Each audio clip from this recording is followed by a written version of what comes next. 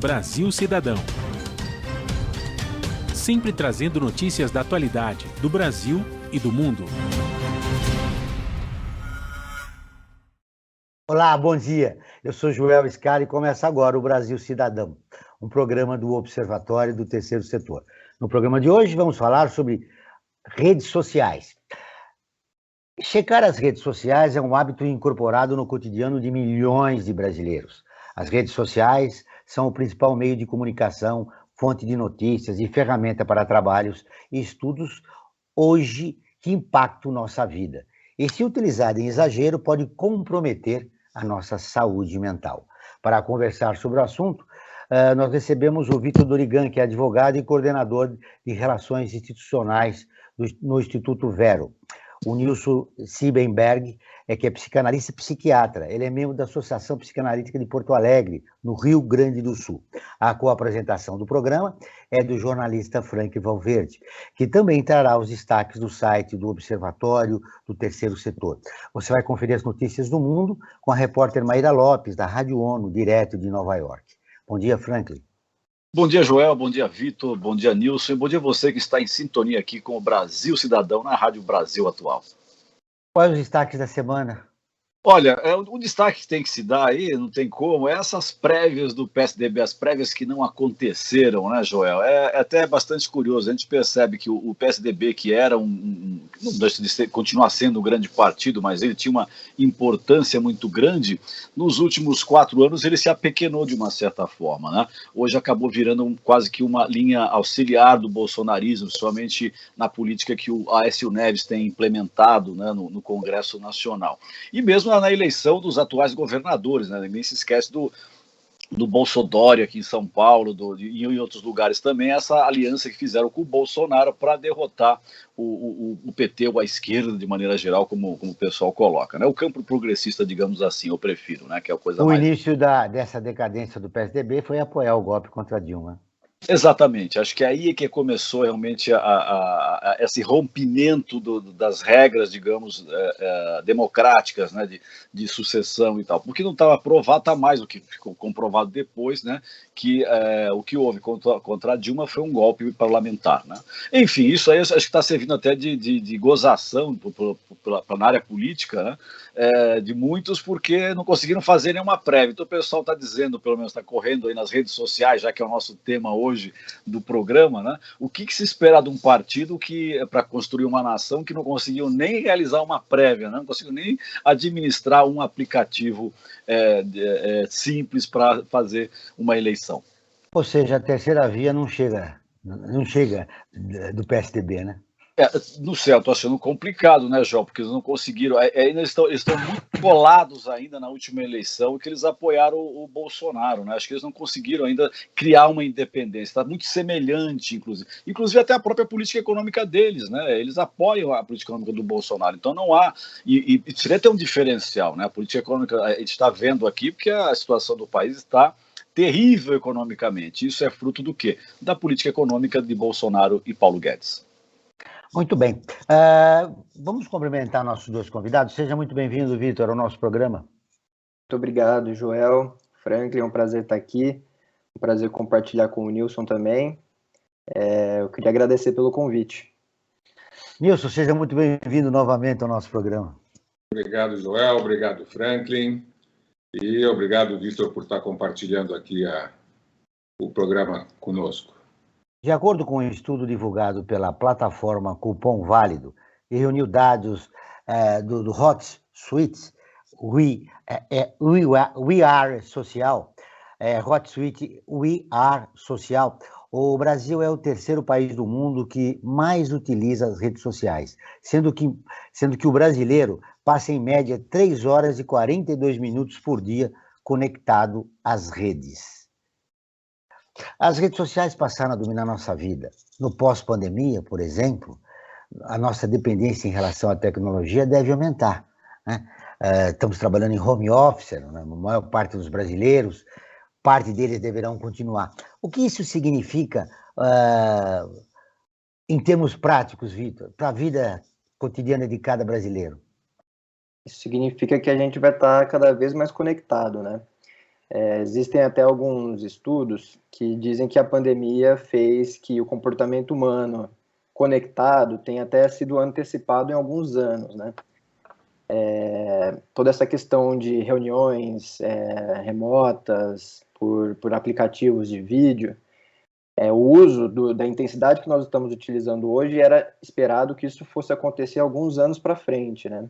Com a pandemia isso foi antecipado, então movimentos, inclusive, de empresas de tecnologia for antecipar tecnologias nesse mesmo sentido, e é um pouco o movimento que a gente vê o Facebook fazendo com a criação da Meta, e um investimento super grande agora na criação do que eles chamam de metaverso, né? Então, o que a gente vê é a vida conectada, é a vida das pessoas cada vez mais dentro da internet, e a internet fazendo parte natural da vida em sociedade, né? O aumento desse número de brasileiros que estão conectados à internet, o que representa para a nossa saúde mental, Nilson? Bom, eu diria que quanto mais o sujeito está conectado na internet, menos ele está conectado na relação próxima, presencial com o outro, né? Então, não tenho uma pesquisa sobre isso, mas eu tenho uma percepção empírica, né, que é essa mesma que a gente observa quando a gente podia ir nos restaurantes, né, que a gente observava as famílias sentadas às mesas, cada qual na sua rede social, no seu celular, e uma precária interação entre as pessoas que estavam na mesa. Então, houve uma época em que sentar à mesa era o espaço de convívio, de trocas entre familiares, entre amigos, pais e filhos. E hoje, o que a gente observa um pouco é isso, né? Então, cada qual conversando na rede social, sentado à mesma mesa, mas interagindo muito pouco um com o outro. Nós temos uma nova configuração nas relações humanas. Isso é bom, é ruim? Isso não é bom nem ruim, né? Não acho que seria bom dar um qualificativo para isso, porque quando a gente começa a colocar algumas qualidades, principalmente negativas, em determinados comportamentos novos, isso soa uma certa nostalgia, né? Daquela velha história do neurótico. O conflito de gerações. Era feliz e não sabia, antes era tudo um paraíso, né? Vamos voltar ao nosso normal depois da pandemia. Quem disse que era tudo normal, né?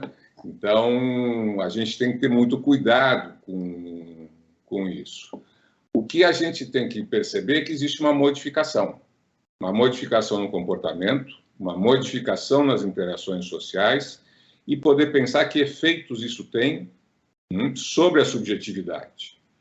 Um dos efeitos importantes que a gente percebe, né, sobre a subjetividade é esse, né, a dificuldade de que as pessoas, que eu diria, não só as que nasceram com o smartphone,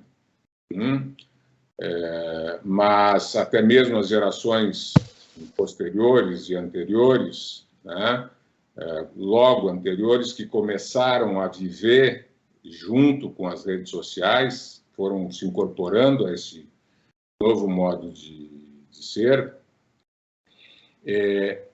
elas vão perdendo essa relação mais próxima com o outro, vão se isolando mais. E tem uma outra característica, no momento em que elas vão adentrando nas redes sociais, que é uma mudança na relação de espaço e tempo. Isso veio antes das redes sociais, já veio com o avanço das tecnologias de informação e comunicação, né? A Guerra do Golfo, a gente assistia na televisão no exato momento que estavam lançando os mísseis e destruindo... Parecia um videogame, né? Na verdade, exatamente, né? Então, a imagem era justamente essa. Você sabe que essa imagem me impactou. O repórter cobrindo e as bombas varando os céus à noite. Eu nunca mais esqueci daquilo. É incrível isso. Ô, Nilson, eu quero continuar esse assunto com você, mas eu quero perguntar para o Vitor se existe algum segmento da sociedade que ainda resiste, é saudosista e resiste às redes sociais, consegue sobreviver num ambiente fora das redes sociais. Acredito que tem, assim, né? Existe algum tipo de pressão por sair das redes sociais, né? Existe uma entrevista muito interessante do israelense, o Yuval Harari, que escreveu aquele livro Sapiens, né? E ele fala que ele se sente privilegiado porque hoje ele consegue ficar sem o celular. Então, é o que antes a gente falava que o privilegiado é aquele que conseguia estar conectado, ele hoje se sente o privilegiado por estar desconectado, né? É a pessoa que conseguiu se desgarrar da internet, porque a internet está com a gente o tempo todo. Antes a gente precisava entrar na internet, né? Hoje a gente acorda e já está dentro dela. Então a gente precisa sair dela.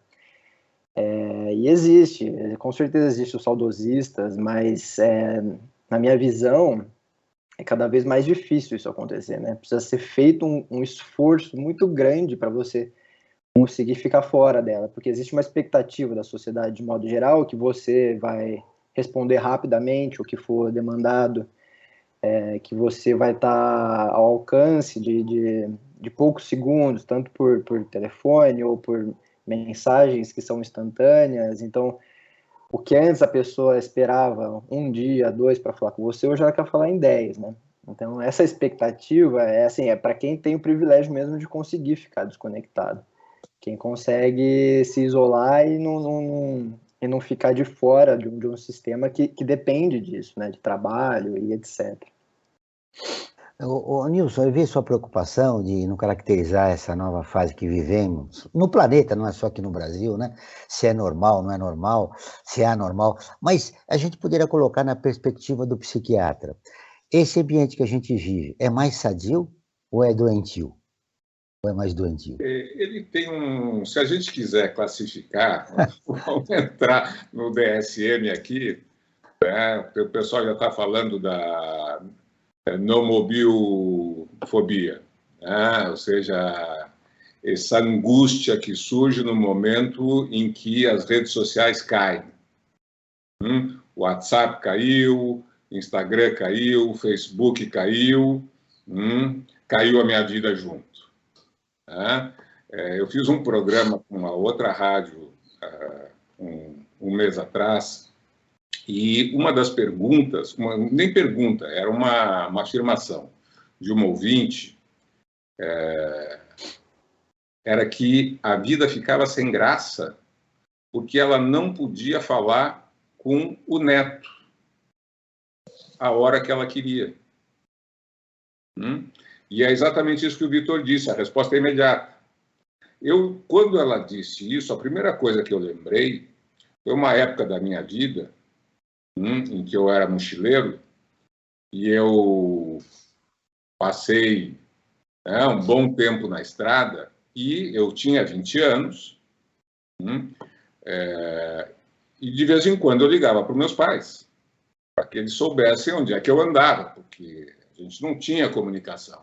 Então eu estava no exterior, eu tinha que pegar um orelhão, pedir uma call, como se diz hoje na gíria, né? Uma connect call, para telefonista, para ela ligar, então, para o Brasil. No Brasil, meus pais atenderem um telefone e eles responderem, aceitamos a ligação. No que eles diziam, aceitamos a ligação, eu podia conversar com eles, mas eu conversava rapidinho, o que custava uma fortuna. Então, vejam, todo o tempo que durava, eu estou aqui falando todo o trabalho que era para conseguir uma ligação, quando eu tinha isso há 40 anos atrás. Franklin, o Nilson lembrou o orelhão, ele define uma geração, né?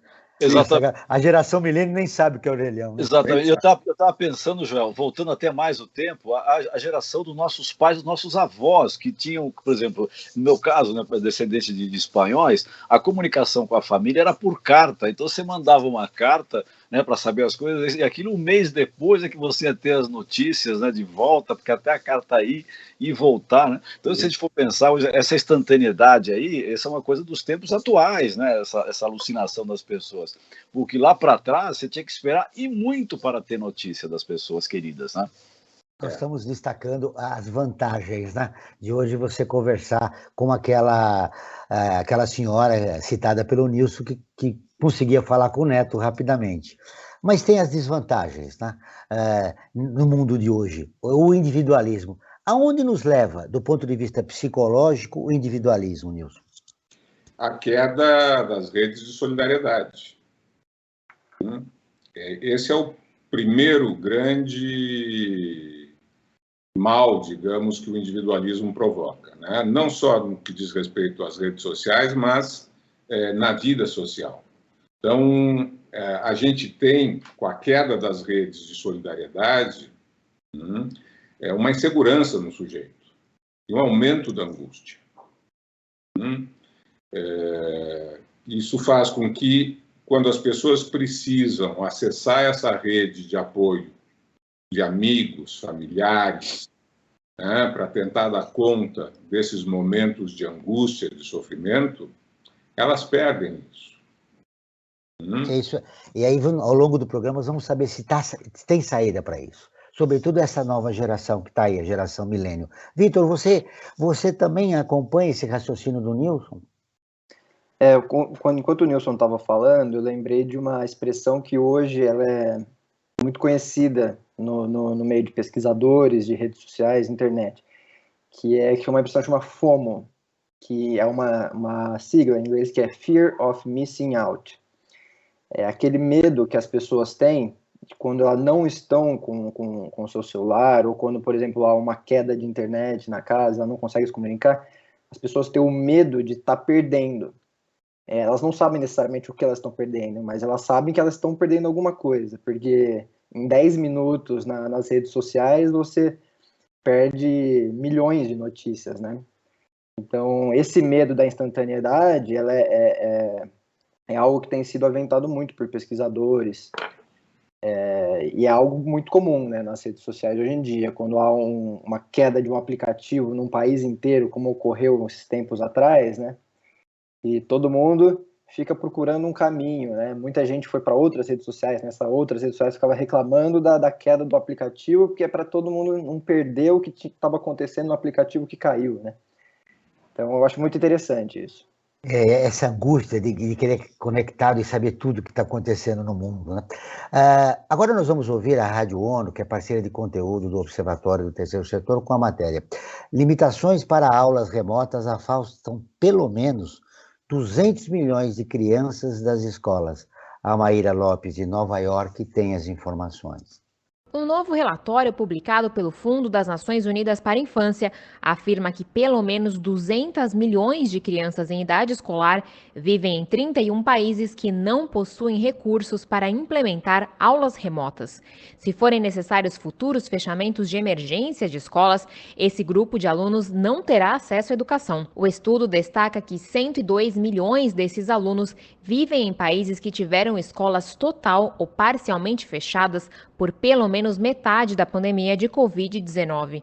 O índice divulgado pela Unicef mede o tempo de resposta dos países para fornecer aprendizagem remota durante interrupções na educação presencial e cobre quase 90% dos estudantes em países de renda baixa e média baixa. A análise se concentra em 3 domínios: a disponibilidade de bens domiciliares e os níveis de educação dos pais, a implementação de políticas e capacitação de professores e a preparação do setor de educação para emergências. A diretora executiva da agência, Henrietta Ford, alertou que é possível que aconteçam novas emergências e que não está sendo feito progresso suficiente para garantir que da próxima vez que os alunos sejam forçados a sair das salas de aula, eles tenham opções condições melhores. O relatório descreve limitações de aprendizagem remota e as desigualdades de acesso, alertando que a situação é provavelmente ainda mais negativa do que mostram os dados disponíveis. Da ONU News em Nova York, Mayra Lopes. Continuamos com o Brasil Cidadão, programa do Observatório do Terceiro Setor. Nós estamos falando sobre as redes sociais com o Vitor Durigan, que é advogado e coordenador de Relações Institucionais no Instituto Vero, e o Nilson Siebenberg, psicanalista e psiquiatra, membro da Associação Psicanalítica de Porto Alegre, no Rio Grande do Sul. Agora nós vamos com as enquetes e o Momento ODS com o Frank Valverde. Antes, Frank, eu quero repercutir com você a matéria. Se falava, olha, agora, com os avanços da tecnologia, estamos dispensando a figura do professor. Nunca se sentiu tanto a falta do professor nesse isolamento social, Frank? É verdade, mostra-se que os meios, né, remotos, eles são importantes como para complementar o ensino, não para substituir o presencial, né? Eu acho que serve também para muitas empresas que investiram pesadamente no ensino remoto, muito mais como uma forma econômica, né, não como um recurso pedagógico, repensarem a sua prática, Joel. É verdade. Agora vamos com as enquetes e o Vamos Momento lá, ODS. as enquetes, e vamos falar do Momento ODS também, né? Nós, sempre a cada programa, nós destacamos um aspecto da ODS, né? Que são os Objetivos do Desenvolvimento Sustentável. E hoje, nesse Momento ODS, nós vamos destacar o objetivo 15, né? Que é proteger, recuperar e promover o uso sustentável dos ecossistemas terrestres, gerir de forma sustentável as florestas, combater a desertificação, deter e reverter a degradação da terra e deter a perda da biodiversidade. Isso é importantíssimo, esse item 15, porque garante o quê? A nossa sobrevivência enquanto seres humanos. Se nós destruímos a terra, nós estamos destruindo praticamente a nossa própria vida. Não sobreviveremos. Então é muito importante esse item 15 da Agenda 2030 da ONU. E voltando um pouco mais também, eu acho que é importante sempre destacar essas coisas para que as pessoas fiquem pensando, né, nessas questões do objetivo do desenvolvimento sustentável. E voltando para o nosso tema de hoje, a cada programa nós fazemos uma enquete. Ela não tem assim um espírito, digamos, científico, mas ela serve para sentir um pouco a temperatura sobre o tema que vai ser discutido no programa. E o tema de hoje, nós fizemos a seguinte enquete, fizemos a seguinte pergunta para os nossos ouvintes e também as pessoas que nos acompanham pelas redes sociais e pelo nosso site. Você conhece alguém que é dependente das redes sociais? Olha só o resultado, João. 71% das pessoas disseram que sim, que conhecem alguém que é dependente das redes sociais. E frente a esse resultado, apesar de não ter um caráter científico, né, de uma certa forma, acho que até sugere que se faça uma pesquisa mais aprofundada, né, a respeito disso, eu gostaria de repercutir, tanto com o Vitor como o Nilson, né, esses resultados, que 71% acham que sim, que as pessoas que conhecem alguém que é dependente dessas redes sociais, quando até, digamos, a si próprio, né, também não é dependente. Nilson, vamos começar por você a repercutir esse dado da nossa enquete. Olha, você já disse a minha resposta, Frank, né? A primeira pessoa que eles conhecem que é dependente da internet são eles mesmos. Então, 70%, né, dos entrevistados assumem essa dependência, né? Isso a gente não precisa. A gente pode até fazer uma pesquisa melhor, mais organizada, mas, de fato, as coisas acontecem assim. Estou lembrando de um amigo, aqui também não é pesquisa, é caso, de um amigo psicanalista que teve Covid, e ficou 15 dias internado no hospital, muito mal. Quando ele começou a se recuperar, ele pegou uma enxurrada de mensagens do WhatsApp. A gente compartilha de um grupo de WhatsApp. Vejam que estou falando aqui, estou dizendo que eu estou dentro da rede. E chegou um momento em que ele disse assim, olha, gente, vocês me desculpem, mas eu preciso desligar o celular, porque eu não consigo me recuperar, porque eu fico muito cansado nessa premência de ter que estar respondendo às mensagens. Então, a gente perdoou ele, deixamos ele descansar até ele poder voltar para casa. Essa sua frase eu acho fantástica. A gente perdoou ele, quer dizer. Exatamente. Essa frase não é uma frase qualquer, é uma frase proposital, Franklin, porque é um pouco isso. Se você não responde na rede social, o que acontece do outro lado? O outro lado começa a fazer uma série de fantasias, de conjecturas, tá, sobre se você deseja estar com ele, se você gosta dele ou não,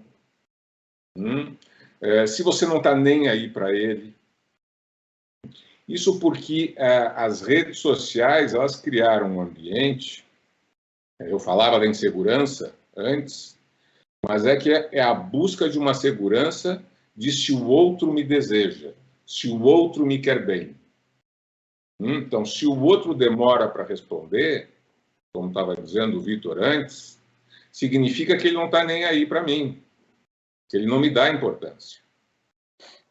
Então, você tem um ambiente que é um ambiente de exibição narcísica, e onde essa importância narcísica da imagem,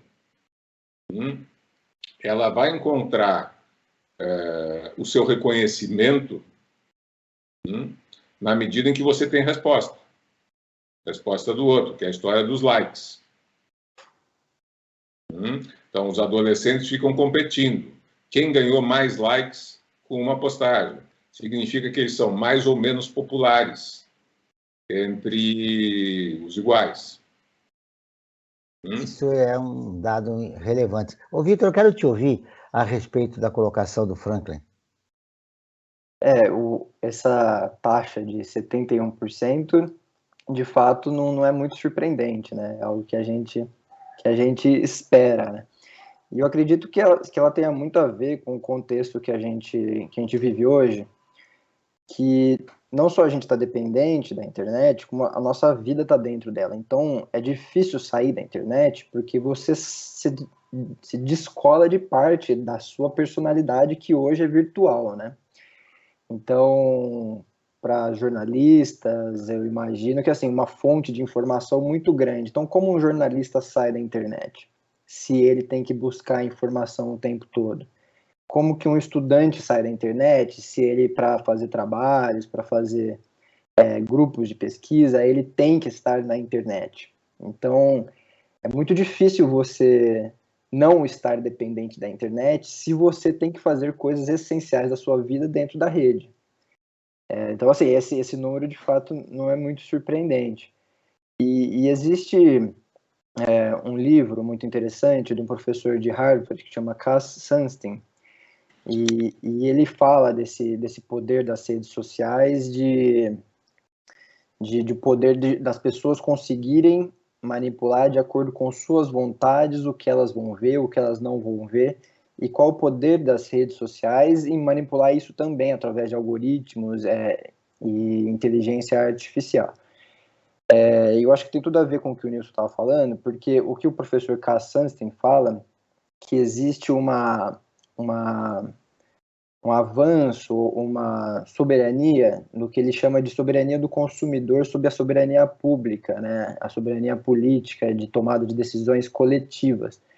Então, muitas das vezes que as pessoas estão dentro da internet, elas acabam sendo dirigidas por meio de algoritmos, etc., por um caminho mais de consumidor, para busca de produtos, etc., e esse mesmo ambiente, às vezes, ele é utilizado para debates públicos, só que ele não é desenvolvido para isso, ou pelo menos não tinha sido desenvolvido. Hoje existe uma preocupação maior por parte das plataformas para serem desenvolvidos nesse sentido.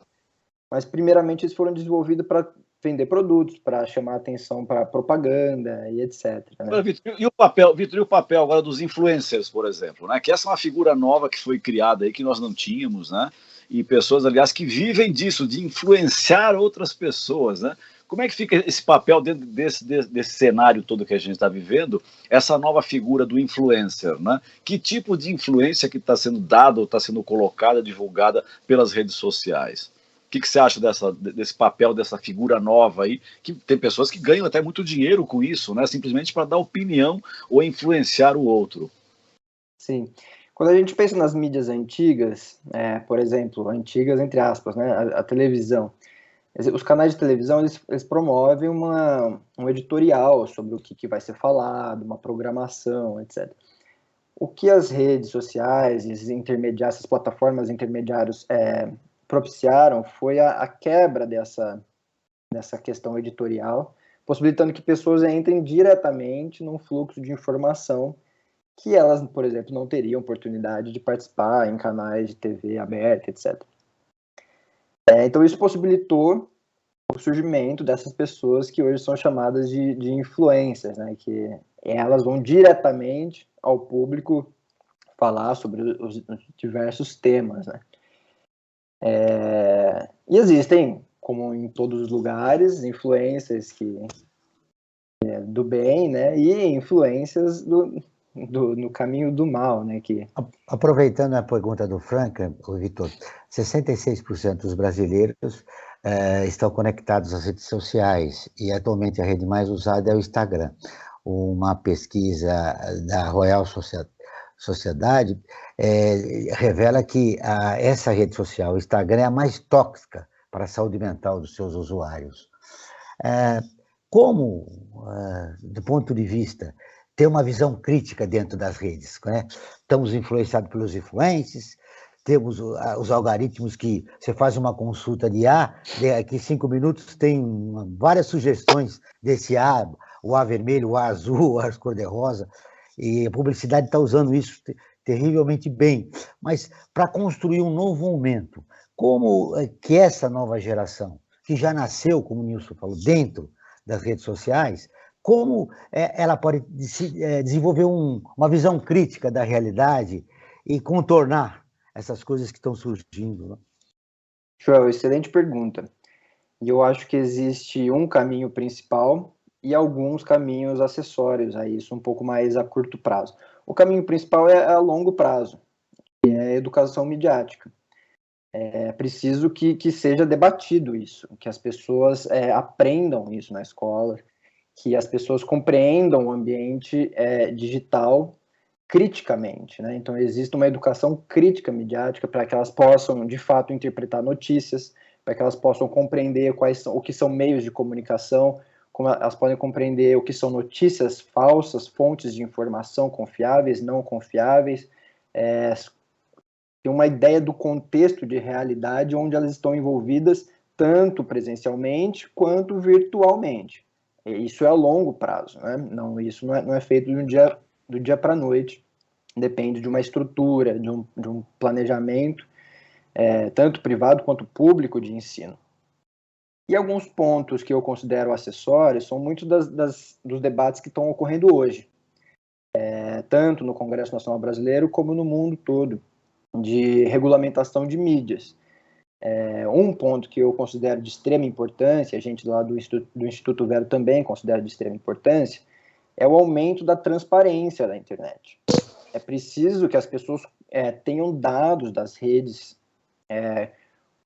o que são algoritmos, como os algoritmos são programados, entendeu? Para a gente saber como a gente está sendo ou não influenciado por esses algoritmos. Como as plataformas moderam conteúdo, quais conteúdos são permitidos dentro de tais plataformas, quais não são, de forma clara, de forma objetiva e de forma fácil, acessível para as pessoas. Quem daqui, por exemplo, já leu todos os termos de uso de alguma plataforma que participa? Então, é preciso que esses termos de uso sejam acessíveis e fáceis de serem lidos e compreendidos. Então, assim, pensando num caminho a longo prazo, educação, caminhos a curto prazo, médio prazo, a transparência, ela tem se demonstrado em pesquisas no mundo todo como parte fundamental para as pessoas compreenderem o ambiente de internet que elas estão interagindo. E a influência foi significativa no mundo já, né? Nós tivemos a eleição do Trump aí nos Estados Unidos, o Facebook agora está sofrendo as consequências da sua atuação no mundo, né? E até mesmo aqui no Brasil, dando espaço para uma extrema-direita enlouquecida que acabou comprometendo, né, a informação sadia que existia, né? Se é que ela existia em algum momento. Mas eu quero te ouvir, Nilson. Me ocorreu também, na resposta do Vitor, que no isolamento social o número de terapias assim online cresceu muito, né? Mais de 1000%, né? elas funcionam realmente porque aquilo foi uma exceção que vai virar uma regra, ou você ainda a sua geração já mostra isso, né? Você é daquele que é necessário o contato do terapeuta com uma pessoa. Você tem mais de 30 anos, né, trabalhando no SUS, né? Então, o contato com as pessoas era fundamental para identificar ansiedade, depressão, as neuroses, enfim. E agora o terapeuta conversa online com as pessoas e tentam, foi aquilo que foi possível fazer. Você acredita, primeiro, você acha que isso funciona? Ou é possível um retorno? É necessário um retorno até para, por exemplo, esse tipo de ferramenta importante para as pessoas, que ajudam muitas pessoas, cair no descrédito também, né? Essa é uma questão que tem se discutido muito nas sociedades, nas associações psicanalíticas. As tecnologias chegam e elas entram na vida e a gente não tem como recusar a presença delas na nossa vida. Na psicanálise não é diferente, porque a psicanálise, ou mesmo o atendimento médico, psiquiátrico, ele não está fora da cultura. Ele é algo que está inscrito na cultura. E se o psicanalista não faz a leitura do que acontece no seu tempo, ele deixou de ser um psicanalista. Então, isso é fundamental, porque o sujeito, falando aqui do sujeito, pensando no sujeito psíquico, o sujeito ele vai se conformando dentro da cultura. Então, ele é formado pela cultura e ele é formador da cultura. Então, se um psicanalista não está atento a isso, você está falando... não se dão conta disso, eles se perdem. Da função social do psicanalista e da responsabilidade social que ele tem. É a responsabilidade no momento de poder interpretar um sujeito. E você tem que interpretá-lo dentro de um contexto. Você não pode pensar o sujeito deslocado do modo de vida, deslocado dos valores culturais, deslocado das questões políticas. Então, se você vai pensar o sujeito ideal, você está velando aquilo que é o modo como ele vive, a contingência onde ele está inserido.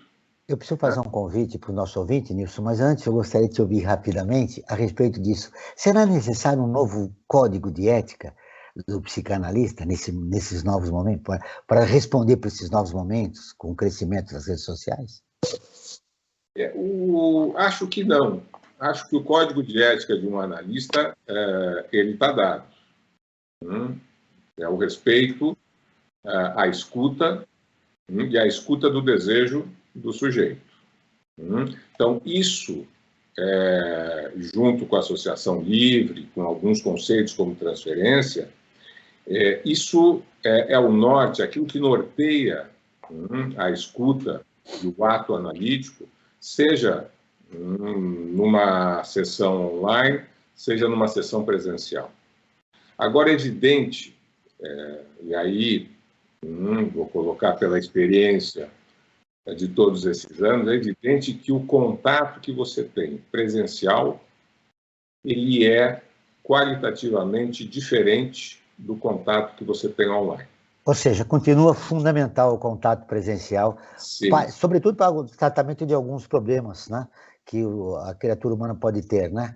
O que motivou ela a buscar o terapeuta. Eu quero fazer um convite a você, ouvinte, para seguir o Observatório do Terceiro Setor nas redes sociais e acompanhar informações do Brasil e do mundo sobre direitos humanos, causas e projetos sociais. No Instagram é @Observatório Terceiro Setor e no Facebook é facebook.com/Observatório Terceiro Setor. Os nossos programas de rádio também estão disponíveis no canal do YouTube e também no canal do Observatório no YouTube. Lá você também encontra entrevistas e quadros de Como Você Sabia e você conhece, que mostram os aspectos ignorados da história e refletem sobre a sociedade brasileira.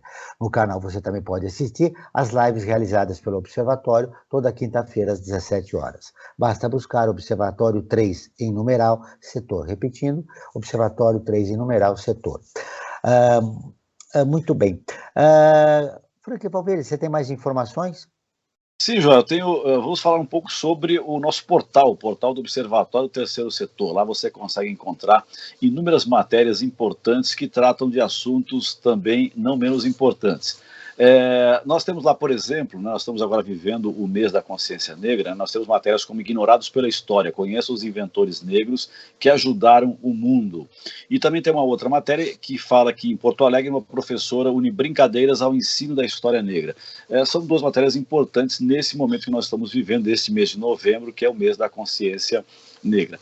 E uma matéria que eu quero destacar com um certo cuidado, Joel, é uma matéria que tem com o título Brasil corta 93% da verba para pesquisa sobre mudanças climáticas. É uma matéria que foi escrita pela Juliana Lima, está no nosso portal, observatório3setor.org.br, o 3 em numeral. E nessa matéria diz o seguinte, na sua abertura: o governo do presidente Jair Bolsonaro cortou 93% os gastos para estudos e projetos de adaptação ou redução das mudanças climáticas nos 3 primeiros anos de sua gestão, ou seja, de 19 até agora em 21. Isso se for comparado aos 3 anos anteriores. Essa informação foi revelada em reportagem inédita da BBC News Brasil, que coletou dados do primeiro Sistema Integrado de Orçamento do Governo Federal, o CIOP, ou seja, isso não é nada que descobriu, é só fazer a leitura dos próprios dados fornecidos pelo governo. E aí mostra, que tudo que foi dito na recente COP26 pelo governo federal cai por terra quando são apresentados esses dados aí terríveis, ou seja, um corte de 93%, e enquanto isso a nossa selva amazônica arde pela incúria da administração do governo federal.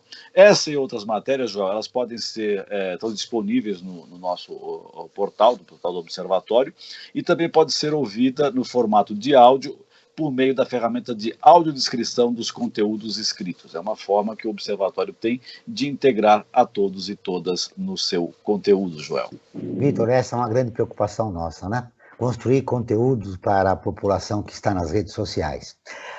O diretor científico da Associação Americana de Psicologia, o médico Pete Feinstein, ele já comentou em entrevistas que as redes sociais causam as mesmas interações químicas em nosso cérebro que as drogas ou jogos de azar, e por isso podem ser viciantes e tão perigosas quanto as substâncias químicas. Você também concorda com ele, Nilson? Perdão que eu não escutei, que tem alguém fazendo furo aqui atrás de mim. Isso faz parte de entrevistas online, mas tudo bem, nós repetimos. Está me ouvindo agora? Agora sim. Muito bem. O diretor científico da Associação Americana de Psicologia, o médico Mitch Feinstein, ele já comentou em entrevistas que as redes sociais causam as mesmas interações químicas em nosso cérebro que as drogas ou os jogos de azar, e por isso podem ser viciantes e tão perigosas quanto as substâncias químicas. Você concorda? Eu concordo. Ainda que, sem saber dos dados bioquímicos e como que é essa pesquisa, se houve pesquisa ou se é só uma opinião, que eu não li o trabalho, para pensar do ponto de vista neuroquímico, o que a gente vem conversando aqui é justamente isso, Ou seja, as pessoas não conseguem ficar sem esse tempo de ausência, esse tempo de ficar desconectado, vem se tornando algo insuportável para o sujeito. Então, o sujeito fica na obrigação, na premência de que ele tem que voltar para a rede. Ele não pode ficar sem. É isso que a gente viu quando houve a queda do WhatsApp, do Face e do Instagram. Ô Vitor, o que caracteriza o vício nas redes sociais? Essa é uma boa pergunta que eu acredito que o Nilson deva saber mais do que eu. Mas Já temos pesquisas assim que revelam que, olha, ficar mais não sei tantas horas, isso é um vício já. Vocês têm aí no Instituto, né, que você cuida das relações institucionais, o que é normal, né? Entre aspas, né? O que seria sadio você ficar 2 horas nas redes sociais por dia, 5, 3, 4, e se passar disso, seria um vício, né? Nessa linha, se vocês têm alguma pesquisa a respeito disso.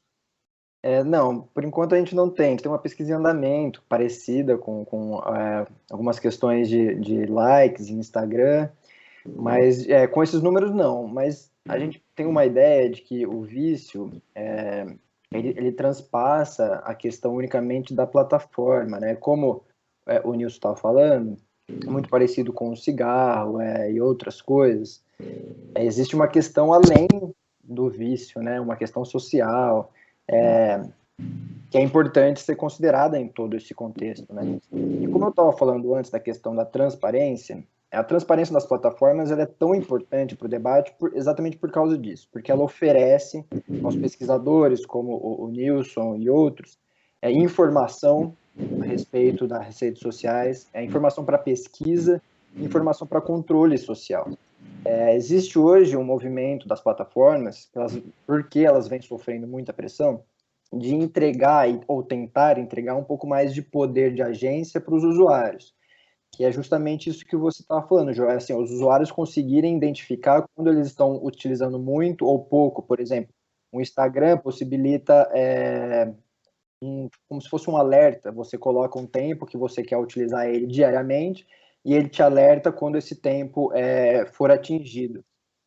E essas mudanças, essa pressão que as plataformas vêm sofrendo para entregar esse poder, mais poder para os usuários, vem na esteira desses recebimentos de informações que possibilitam um controle social em cima das redes. Então, é por isso que aquele tema da transparência que eu trouxe logo atrás é tão importante.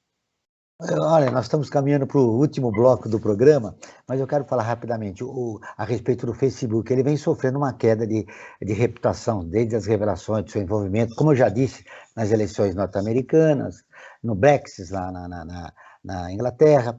O Facebook ficou agora, na última pesquisa, pelo 2º ano consecutivo, em último lugar no ranking que avalia o nível de confiança dos usuários nas redes sociais, perdendo inclusive para o TikTok da China. As polêmicas envolvendo o Facebook afetam a ele ou as redes sociais também? Já que se cria uma sensação de insegurança ou desconfiança generalizada em relação às redes sociais? Com certeza afetam. Todos os episódios que aconteceram nos últimos anos trouxeram as redes sociais para o centro do debate, coisa que há 5 anos atrás elas não estavam, né? E o Facebook, existe inclusive um equívoco entre a gente considerar o Facebook e a internet como um todo. Porque o Facebook é tão grande, ele dispõe de tantos serviços, que às vezes a gente acaba confundindo internet com Facebook, né? Porque o poder dele dentro das redes é muito grande. E é isso, quando acontece algo nesse sentido em cima de uma empresa tão grande quanto o Facebook, acaba impactando de modo geral toda a internet e todas as redes sociais, que mesmo não estão vinculados formalmente à empresa que hoje se chama Meta, né, do Facebook. A ponto de perder usuários? Isso é muito interessante, porque essas pesquisas que relataram essa queda da confiabilidade, né, em cima do Facebook, não afetaram necessariamente a queda de usuários e nem a queda, por exemplo, de arrecadação de receita, né, porque a arrecadação de receita de usuários do Facebook continua sempre em ascendência. E a dependência que nós temos, a receita, né, fica no mesmo bolso também, né? Tem essa, né, do Instagram e Facebook, que fica no mesmo bolso.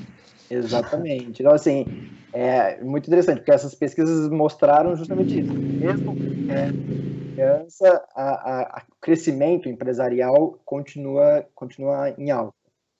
Muito bem, estamos caminhando para o final do programa, Frank, as suas considerações finais. Me parece que você tem que rapidamente falar do Observatório em Movimento.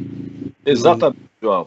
E depois você já emenda aí comentário, uma síntese do programa de hoje. Final, exatamente. Bom, eu quero falar rapidamente de duas campanhas que nós temos aqui no Observatório do Terceiro Setor. A primeira é o Observatório em Movimento. Nós procuramos ouvir uma série de especialistas das mais variadas áreas do conhecimento que dão dicas e informações de como viver melhor esse momento de pandemia e, digamos agora, vamos pensar assim, né? Não sei como é que a coisa continua, né? Mas, enfim, nesse pós-pandemia que começa agora, digamos, com a vacinação, a mudar um pouco o panorama. Então, convido a todos e a todas que entrem no nosso portal, observatório3setor.org.br, e lá veja o Observatório em Movimento, essas dicas dos especialistas na melhor forma de você viver esse momento de pandemia. E a outra dica que eu quero dar também é sobre uma nova ferramenta, Apoie o Terceiro Setor, uma plataforma online de financiamento coletivo para organizações da sociedade civil em diversas áreas. Para saber mais, acesse apoie3setor.com.br, esse 3 em numeral.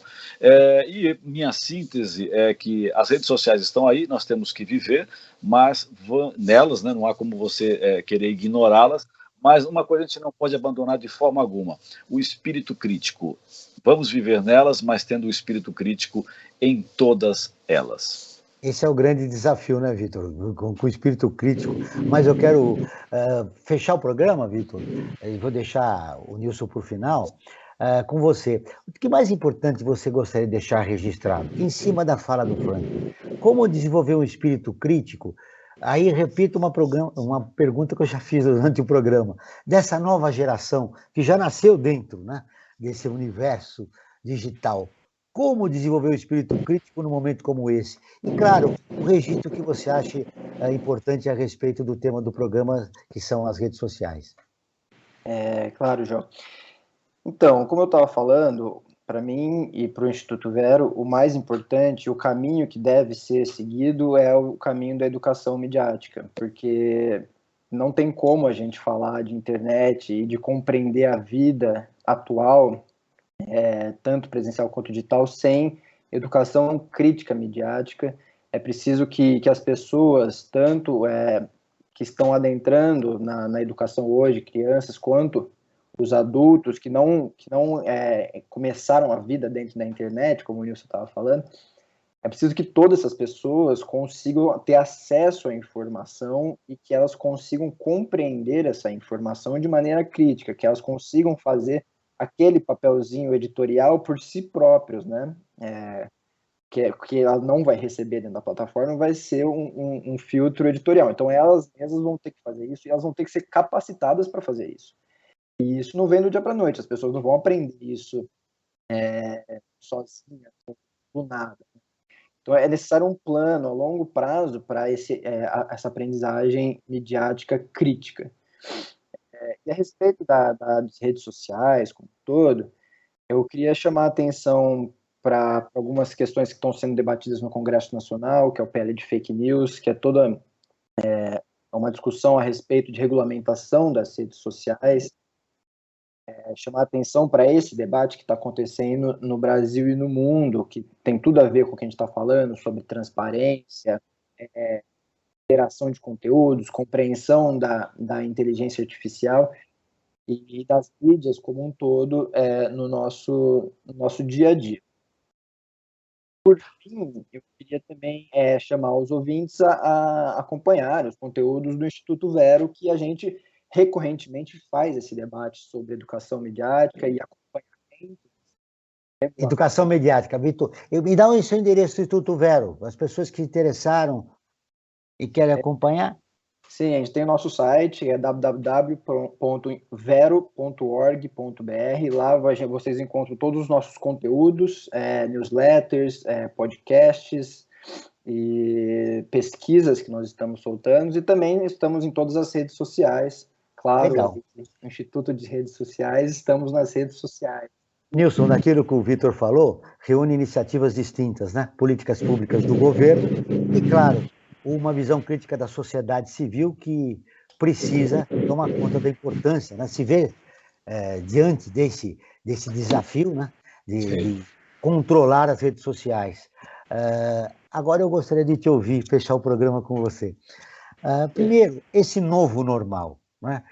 O que o psicanalista diria para nós, jornalistas, eu, Franklin, para o Vitor, do Instituto Vero, e para os ouvintes em geral, esse novo normal, como encarar esse novo normal na pós-pandemia, depois de passar 2 anos isolados, o isolamento social que causou impactos em cada um de nós, para uns menos, outros mais, enfim, o que você diria no final do programa?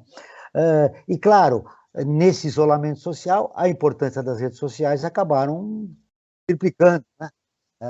E nós vamos ter que lidar com a tecnologia daqui para diante. Sejamos nós da geração analógica, agora, né?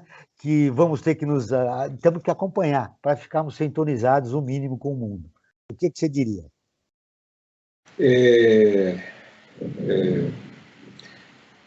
Eu tenho uma certa resistência com esse termo do novo normal, seja do velho normal ou do novo normal. Faremos um programa sobre isso e vou te convidar. Tá bem. As pessoas passaram muito tempo, em geral, as pessoas responsáveis, vamos dizer assim, os que acreditam que a Terra é redonda, passaram muito tempo de confinamento, né? As crianças ficaram muito tempo fora do convívio com os parceiros de outras crianças, né? Que é o convívio que acontece dentro da escola. Os adolescentes ficaram muito mais imersos nas redes sociais, né? Invertendo o sono e a vigília para poder escapar do controle, né? Da presença dos pais em casa. E isso eu estou falando da classe média e da classe alta, porque a classe pobre... A população de baixa renda não teve isolamento social, não porque teve atrás da sua sobrevivência. Inclusive, essa é a classe que teve um número de óbitos bem maior do que as outras. Se foram as classes altas que lá no início da pandemia começaram com as lotações dos hospitais, quando voltaram da Itália, voltaram das suas viagens pela Europa, em seguida, os que foram contaminados em grande número foram os empregados domésticos, que acabavam se contaminando dos patrões. E a classe trabalhadora, essa continuou no transporte público. Então, esses continuaram se contaminando. E as condições de habitação, sem falar, né? As condições de poder ter acesso à tecnologia, das crianças poderem ir lá nas vilas, né? Nas favelas, poder ter um aparelho suficientemente bom para poder acompanhar as aulas online. Então, outra coisa que a pandemia mostrou foi isso. Que o Brasil é um país cheio de contrastes, o tamanho da desigualdade social e como nós vivemos num ambiente de contrastes. Eu preciso terminar o programa, foi um grande prazer receber você, viu? Muito obrigado pelas suas opiniões. Não esqueci, o novo normal, vamos dizer, por que você não concorda com esse termo? No próximo programa nós vamos discutir isso. O Brasil Cidadão está terminando. Eu agradeço a presença do Vitor Dorigan, que é advogado e coordenador de Relações Institucionais no Instituto Vero. O Nilson Siebenberg, que é psicanalista e psiquiatra, membro da Associação Psicanalítica de Porto Alegre, no Rio Grande do Sul. Esse programa foi produzido pela equipe do Observatório do Terceiro Setor. Na próxima quinta-feira, às 9 horas, acompanhe nosso programa Brasil ODS. Na pauta do programa, a COP26 e o futuro do planeta. Não perca. Ficamos por aqui, sempre na luta por uma sociedade mais justa, tolerante, solidária, sustentável e tolerante. E mais justa também. Até o próximo programa. Ficamos por aqui com Brasil Cidadão, um programa do Observatório do Terceiro Setor, sempre trazendo notícias da atualidade, do Brasil e do mundo.